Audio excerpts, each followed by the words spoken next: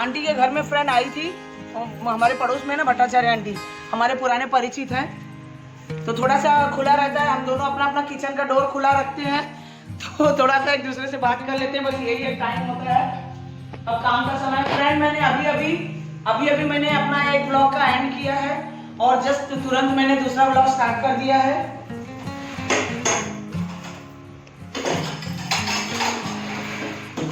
तो ये रात के बर्तन है।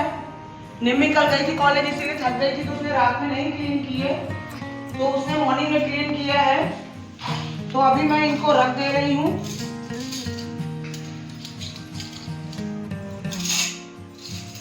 और दाल मेरी देखिए फ्रेंड, दाल मेरी बन चुकी है, आगे का काम देखना है। इसके पहले का सब आप लोग मेरे पिछले ब्लॉग में देखेंगे, मतलब देख चुके होंगे, जिन लोगों ने फुल वॉच किया होगा वो देख सकते हैं।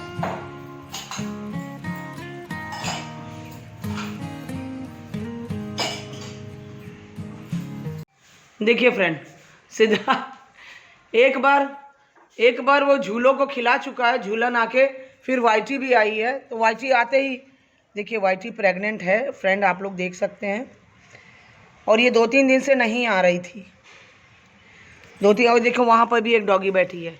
डॉगियों की यहाँ पर कमी नहीं है, ढेर सारी डॉगीज़ हैं यहाँ पर। देखिए हो गया वाइटी। देखिए इसके आते ही सिद्धार्थ जैसे दौड़ते हुए आया, मम्मी वाइटी आई है 2-3 दिन बाद। तो मैं बोली दे दो, सवेरे झूलों को दिया था, झूलों और वाइटी को हम लोग ज़रूर से देते हैं, और बाकियों को इतना नहीं देते हैं क्योंकि कितने कुत्ते पालेंगे हम लोग आप लोग समझ सकते हैं। फ्रेंड ब्रेकफास्ट के थोड़े से बर्तन हैं। निम्मी की तबीयत अभी ख़राब है थोड़ी सी, निम्मी ने सवेरे का बर्तन धुला हुआ था ढेर सारा, मतलब रात का बर्तन था, तो मैंने सोचा अभी ब्रेकफास्ट में थोड़ा बर्तन है। आज तिवारी जी ब्रेकफास्ट करने नहीं आए हुए थे, लेकिन अचानक मेरे से फ़ोन आया फ्रेंड, वो बिना ब्रेकफास्ट किए ही चले गए, और अब वो नहीं आएंगे, वो डायरेक्ट दोपहर में ही आएंगे। तो बस सिद्धार्थ ने और निम्मी तो ब्रेकफास्ट करती नहीं आजकल, वो भी डाइटिंग कॉन्शियस हो गई है, वेट थोड़ा उसका बढ़ गया है, तो इसीलिए उसने भी मतलब ब्रेकफास्ट नहीं कर रही है, ऐसे फ्रूट वगैरह या कुछ खा लेती है। तो फ्रेंड अभी मैं बस खाली सिद्धार्थ और निम्मी का ही ब्रेकफास्ट का बर्तन था, थोड़े से थे, और ये आटे का डिब्बा है, हम लोगों का आटा इसी में रखती हूँ फ्रिज में, वही मैंने सोचा थोड़ा सा धुल दूँ मैं। निम्मी की तबीयत ठीक नहीं, जैसा कि मैंने आप लोगों से शेयर किया हुआ है, उसको भी बुखार आ रहा है।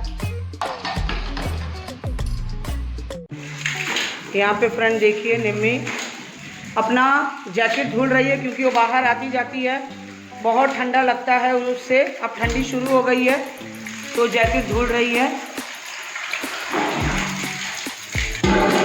पहले सर पानी में सवेरे से भिगो के रखा था, क्योंकि पिछले साल जैकेट बिना धुले ही ऐसे ही पैक हो गया था, तो अभी निकाली तो देखी गंदा था, तो पहले सर्फ में भिगोया था, उसके बाद पता है फ्रेंड, अगर कोई कपड़ा हम गंदा ही रख देते हैं, नेक्स्ट ईयर धोते हैं तो जल्दी साफ़ नहीं होता है, ये समझ में आया है।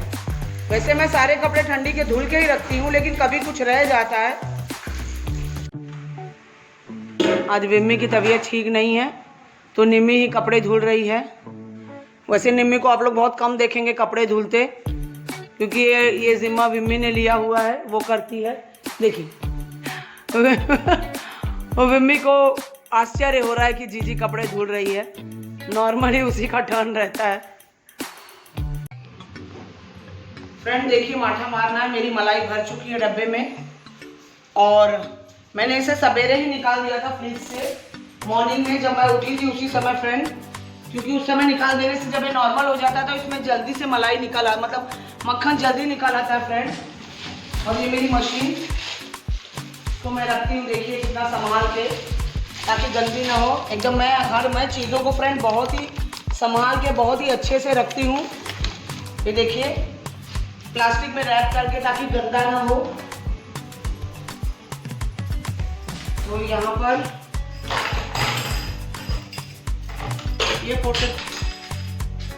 ये फ्रेंड पोर्टेबल है, अदरवाइज जैसा ये है इसको रखने में प्रॉब्लम होगी।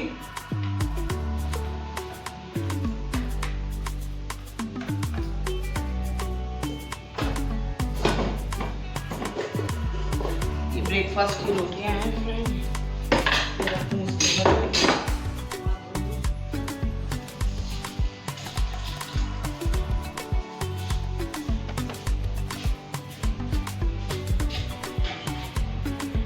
जैसा कि इसमें ही मैं इसी में मथती हूँ, बड़ा डब्बा है और थोड़ी सी मलाई है दूध में, क्योंकि डब्बा भर गया था फ्रेंड, इसलिए मलाई नहीं निकाल पाई थी इसको रखने के लिए। तो ये देखिए, इसमें देखिए इतनी ढेर सारी मलाई है फ्रेंड, इसको भी ले लेती हूँ। कल मम्मी को फ्रेंड मैंने दूध बोला था कि वो दूध रख देगी। मैं चली गई थी फ्रेंड उसके स्कूल, वो 2 घंटे उसने दूध बुझाया ही नहीं। 2 घंटे में फ्रेंड मेरा दूध 2 लीटर दूध 1 लीटर बन गया, पूरा दूध खराब हो गया, मतलब वो हो गया, गाढ़ा हो गया फ्रेंड एकदम।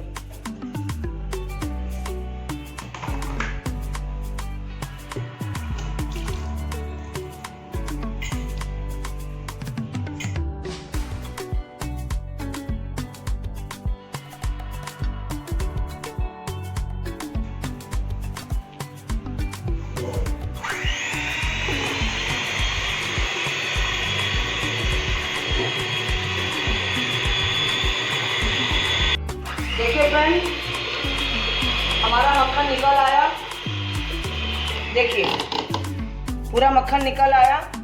और क्योंकि मैं इतना जल्दी इसलिए निकल गया फ्रेंड, क्योंकि मैंने उसे निकाल के रखा था, मतलब फ्रिज से निकाल के रखने से बहुत ही जल्दी निकल आता है। देखिए फ्रेंड, ठंडी आते ही एक प्रॉफिट ये हो गया कि देखिए हमारे मक्खन कितने अच्छे निकलने लगे हैं।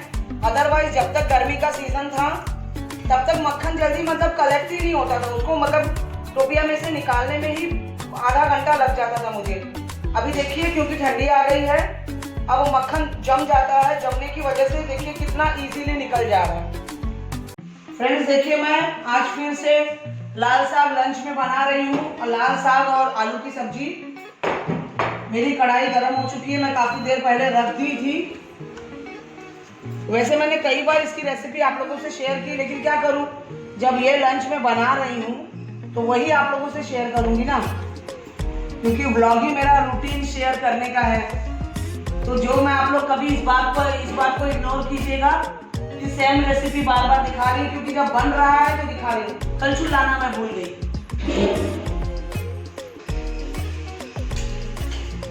तेल मेरा गर्म हो चुका है, कटी हुई ग्रीन चिलीज मैं उसमें डाल रही हूँ और 5 फोड़न डालूंगी। आज पौड़ौरी लाना भूल गई, तेल तेज गर्म हो गया, पौड़ौरी नहीं डालूंगी फ्रेंड मैं, क्योंकि पौड़ौरी उस कमरे में है और हो रही है देर। पोटैटो कटे हुए मैं इसमें ऐड कर दे रही हूँ। अब मैं इसे ब्राउन होने तक, गोल्डन ब्राउन होने तक फ्राई करूँगी। पोटैटो देखिए फ्रेंड गोल्डन ब्राउन हो चुके हैं, मैं अपना साग इसमें डाल दूंगी। टेम्परेचर मैंने हाई मतलब 1300 पे रखा हुआ है, ताकि साग जल्दी गल जाए। साग गल जाता है तो सॉल्ट ऐड करने में आसानी होती है, अदरवाइज अंदाज़ा लगाना मुश्किल हो जाता है, क्योंकि साग गल जाता है उसके बाद फिर हमारा सॉल्ट ज़्यादा हो जाता है। देखिए तो हमारा टेम्परेचर ज़्यादा होने से साग फ्रेंड गल चुका है। देखिए निम्मी आज के कैसे लिपट गई है, उसको ज़्यादा प्यार जाग रहा है।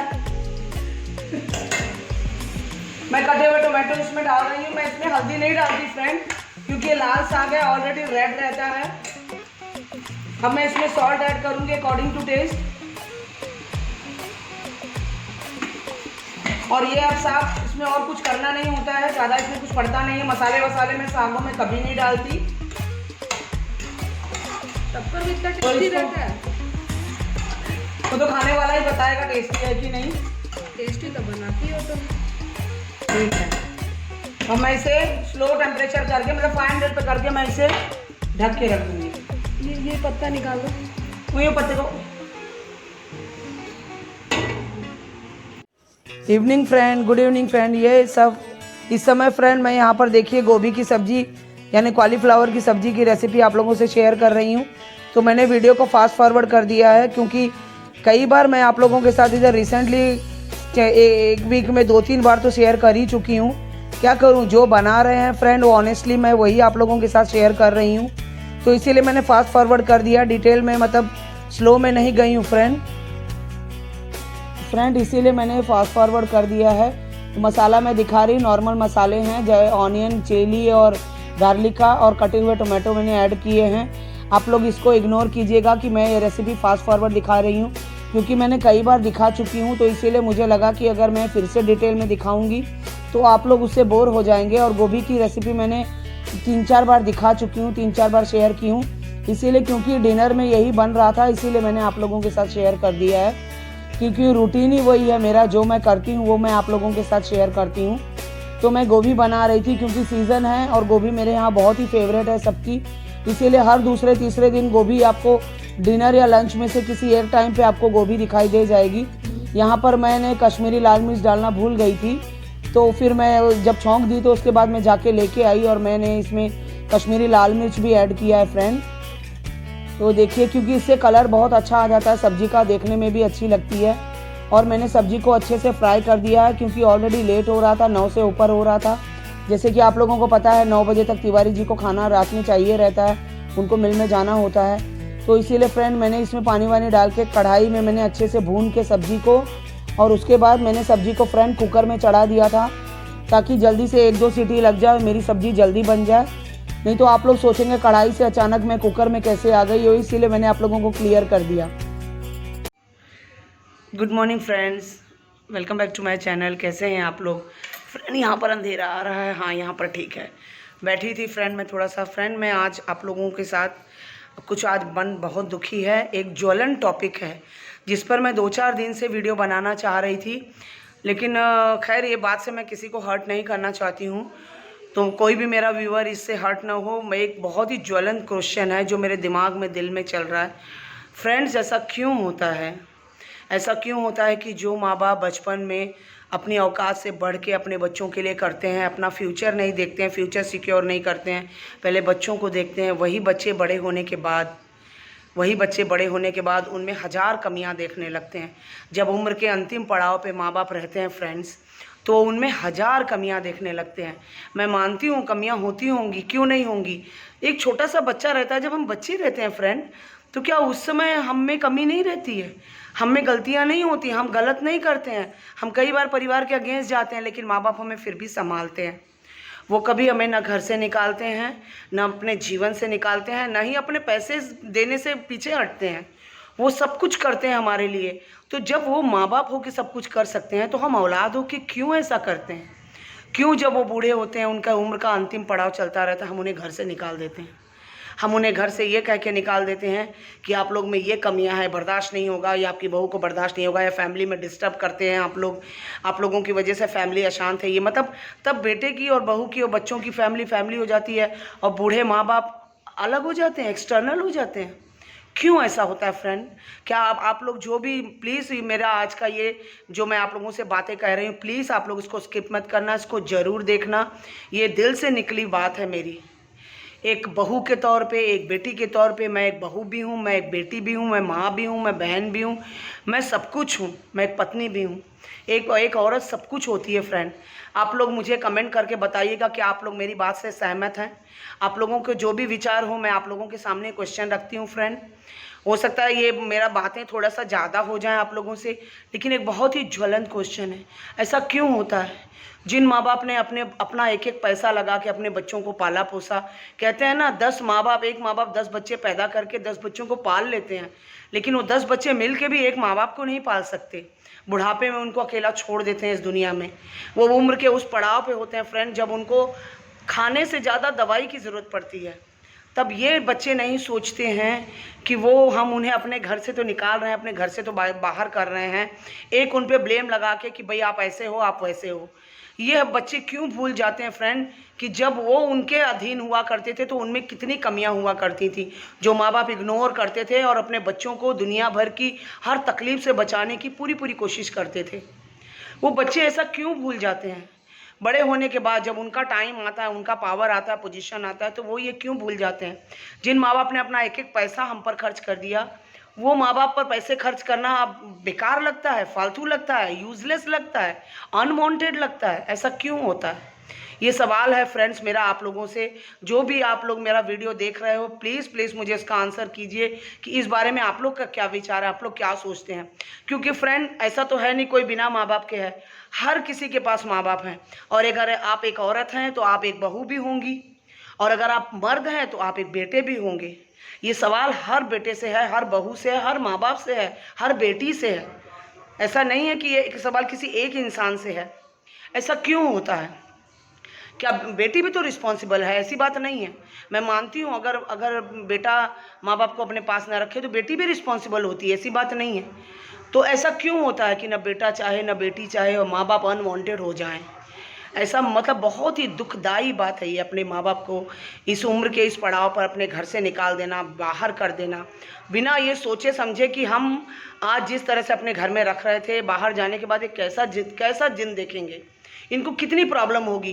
क्योंकि माँ बाप कहाँ ना उतरती उम्र में बुढ़ापे की तरफ बढ़ते माँ बाप की एज में उन लोगों को दवा और खाना ये दोनों की बराबर ज़रूरत पड़ती है। और आज के समय में दवाइयाँ खाने से ज़्यादा महंगी हो गई हैं, प्लस उनकी देखभाल, वो चल नहीं पाते हैं, वो अपने से मूव नहीं कर पाते हैं, हर तरह की तकलीफ एक जन पकड़ के उनको चला रहा है।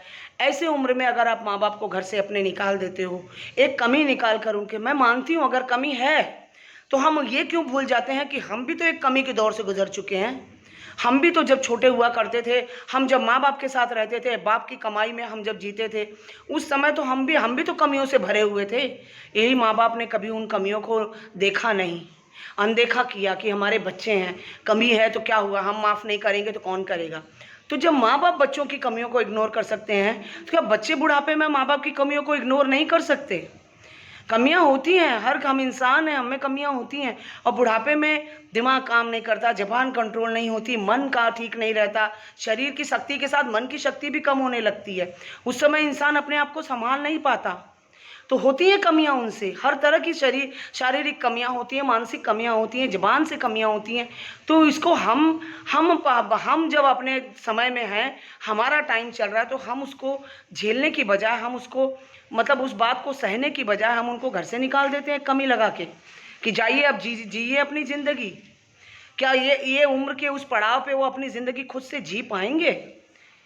कितनी तकलीफ़ होती है। मतलब इस सिचुएशन से जब किसी भी माँ बाप के साथ ऐसा होता है, पूरा परिवार हरेसमेंट में रहता है, बेटी बेटा बाप, मतलब कोई सुखी नहीं रहता।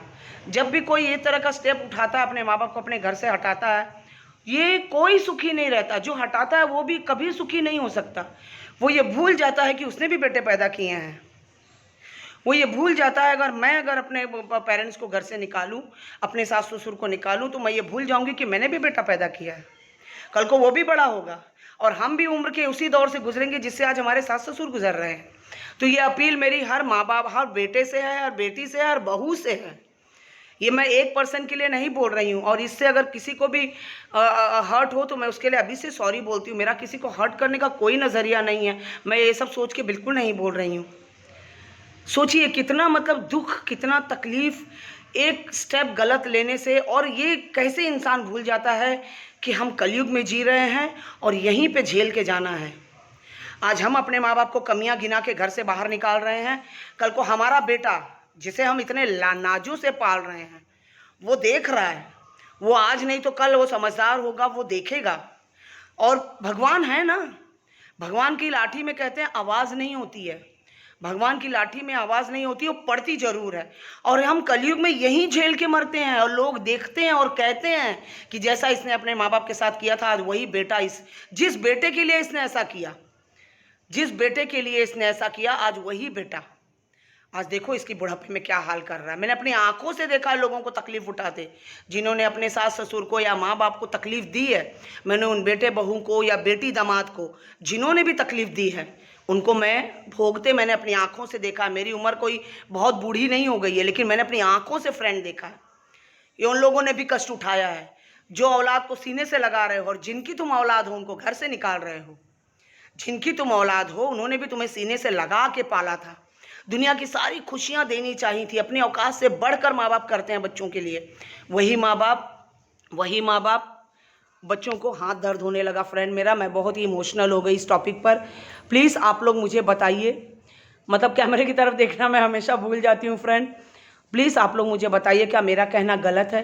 प्लीज़ आप लोग मेरे मैंने जो बातें कही हैं उसको आप लोग कमेंट करके मुझे बताइएगा फ्रेंड। सब यहीं पे स्वर्ग है, यहीं पे नरक है। आज हम अपने माँ बाप को घर से निकालेंगे, हमारा बेटा भी देख रहा है। जिस बेटे को सीने से लगा के पाल रहे हैं, ये भूल गए कि हमारे माँ बाप ने भी हमें सीने से लगा के ही पाला हुआ है और उन्होंने कभी अपने पैसे को पैसा नहीं समझा। आज हम अपने पैसे को पैसा समझ रहे हैं। आज माँ बाप पे खर्च करना हम लोग को एक्स्ट्रा लग रहा है, फालतू लग रहा है, निरर्थक लग रहा है।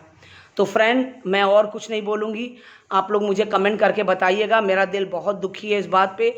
ये ज्वलन प्रश्न मेरे दिमाग में 2-3 दिन से चल रहा था।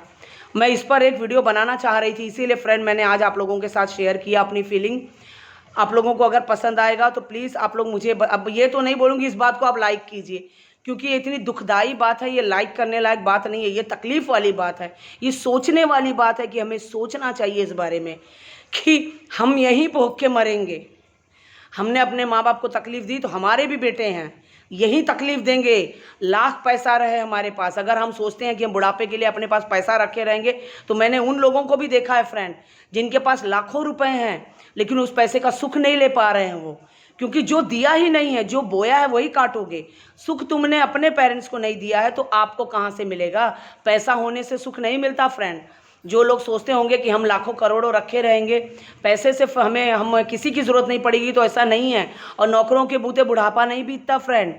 अगर लोग ये सोचें कि हम अगर बेटे बहू हमें नहीं देखेंगे, हमारे पास पैसा है तो हम नौकर रख लेंगे, तो ऐसा नहीं होता। अगर आपने अपने पेरेंट्स का टेक केयर नहीं किया है तो आप नहीं कर सकते हो। आपका पैसा ऐसे ही पड़ा रहेगा, लास्ट में वही आपका निठल्ला नकारा बेटा ही यूज़ करेगा जो आपको बुढ़ापे में तकलीफ़ देगा।